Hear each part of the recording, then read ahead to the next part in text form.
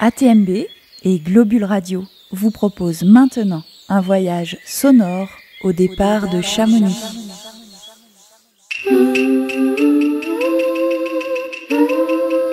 À vol d'oiseau.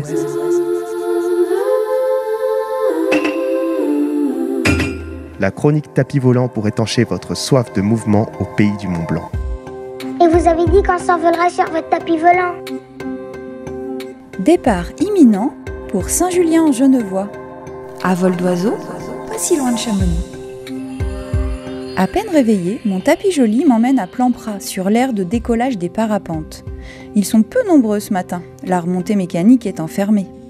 Pour décoller, je n'ai pas besoin de courir, mon tapis se propulse directement à l'aplomb du centre de Chamonix et se stabilise afin que je me rende mieux compte de la densité urbaine de la vallée. C'est fou, il n'y a quasi plus aucun terrain de libre. On commence même à grignoter les flancs de la montagne. Je compare avec des vues de Chamonix début 1900 et l'urbanisation de ce petit village de montagne est incroyable, presque affolante. Tout à notre réflexion, nous décidons de nous rendre dans l'agglomération transfrontalière du Grand Genève, avec pour objectif la fameuse ville frontière de Saint-Julien-en-Genevois. Pas possible de se rendre près de Genève sans survoler le Maule, montagne emblématique dressée au-dessus de Bonneville. C'est lui que l'on reconnaît sur le célèbre tableau de Conrad Witz, représentant pour la première fois le Mont Blanc en 1444. C'est d'ici que deux Saussure examinaient le plus haut sommet d'Europe avant d'entreprendre le voyage vers les glacières. Le panorama à 360 degrés y est phénoménal. Nous nous arrêtons, mon tapis et moi, pour profiter du paysage. De nombreux VTT électriques arrivent sur la crête orientale depuis Marigné sans effort surhumain.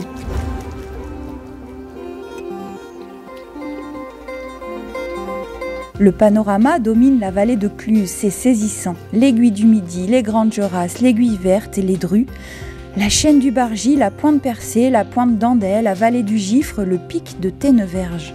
Le paysage est exceptionnel. Nous poursuivons le survol de la crête vers l'ouest, où l'on atteint le véritable sommet du Maule à 1863 mètres d'altitude. Mon tapis consent à me laisser m'asseoir sur le banc double monté à dos d'homme par l'association L'Amitié du village d'Aïz. Côté nord, le massif du Chablais se déploie sur la vallée verte et le roc d'Enfer. Par temps dégagé et sec, on pourrait même voir jusqu'aux cornettes de Bise et la Dandoche. Côté sud, on domine les plaines de La Roche-sur-Foron avec le Mont Salève, Genève et son jet d'eau, le Léman et les monts du Jura en arrière-plan. Mon tapis me presse et m'indique le jet d'eau qu'il souhaite survoler, véritable emblème de Genève depuis 1891. À 140 mètres au-dessus du lac, c'est agréable ces petites gouttelettes sur mon corps.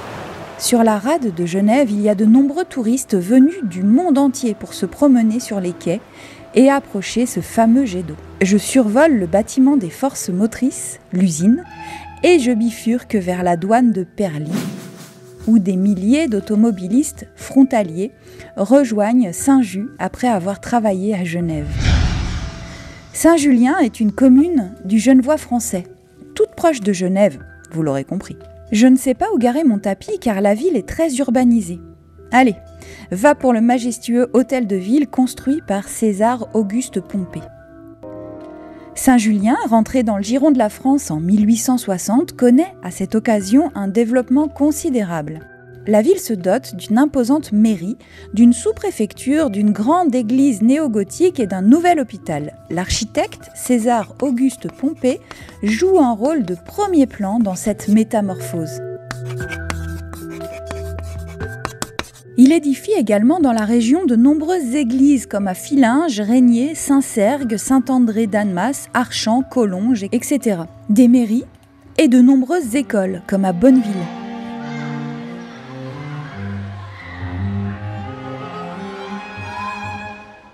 Il publie d'ailleurs plans modèles pour la construction de maisons, d'écoles et de mairies en 1879, ouvrage adressé à tous les préfets de France et proposant une architecture standardisée pour tous les bâtiments scolaires. Il porte le mouvement néoclassique. Mais avant cela, l'histoire de Saint-Julien qui a subi pendant des siècles les retombées des conflits entre Genève et le duché de Savoie, du fait de sa situation géographique, reste dominé par la signature, le 21 juillet 1603, du traité de Saint-Julien. Ce traité est un traité de paix entre le duc Charles-Emmanuel Ier de Savoie et la cité de Genève, à la suite de la défaite du premier lors de la bataille de l'Escalade. L'Escalade doit son nom à la tentative d'escalade par les Savoyards des murailles de la ville. L'attaque est lancée dans la nuit du 11 au 12 décembre 1602 à 2h du matin. La nuit est noire et brumeuse, froide et sans neige. Le plan semble se dérouler à merveille et l'avant-garde, composée d'environ 300 soldats d'élite, armés et protégés de cuirasses teintes en noir, escalade la courtine. Les fascines comblent le fossé qui court le long de la coraterie au pied du rempart de 7 mètres de haut. 3 échelles, composées de segments démontables pour le transport, sont dressées. Un jésuite écossais encourage les soldats et leur promet le ciel en cas de mort au combat. Puis très vite, la majorité du contingent savoyard franchit la muraille. Genève dort toujours et semble déjà prise lorsque d'Albini fait annoncer à Charles-Emmanuel Ier resté à Étrembières ce qu'il pense être déjà une victoire. Le duc lui dépêche aussitôt des messagers dans toute l'Europe. Pourtant, entendant un bruit étrange, 2 sentinelles genevoises sortent sur le rempart de la Monnaie et tombent nez à nez avec les assaillants. L'alarme est donnée à 2h30. La clémence et le tocsin sonnent, très vite relayés par toutes les cloches des temples de Genève. Les citoyens se lèvent, saisissent des armes et en chemise de nuit viennent prêter main forte aux milices bourgeoises. Même les femmes s'en mêlent, certaines manipulant lances et hallebardes comme de vieux briscards. La bataille fait rage sur tout le front sud de la ville. L'escalade est la victoire de la République protestante de Genève sur les troupes du duc de Savoie Charles-Emmanuel Ier à l'occasion de l'attaque catholique lancée dans la nuit du 11 au 12 décembre 1602. Mais revenons à nos moutons, le traité de Saint-Julien.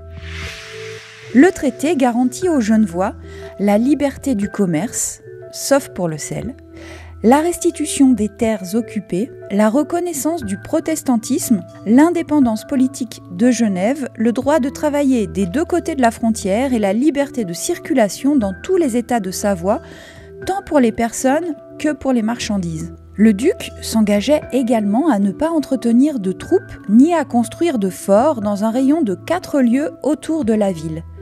Il reconnaissait implicitement l'indépendance de Genève. Genève est ainsi reconnue comme république souveraine, alliée au canton suisse, mais sans rejoindre la Confédération. Ainsi, les liens entre Genève et Saint-Julien restent forts.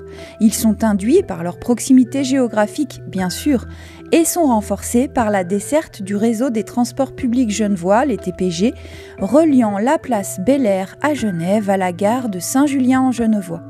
Et si vous n'avez pas de tapis volant, prenez la sortie 13, direction Saint-Julien-en-Genevois sur l'A40. À vol d'oiseau.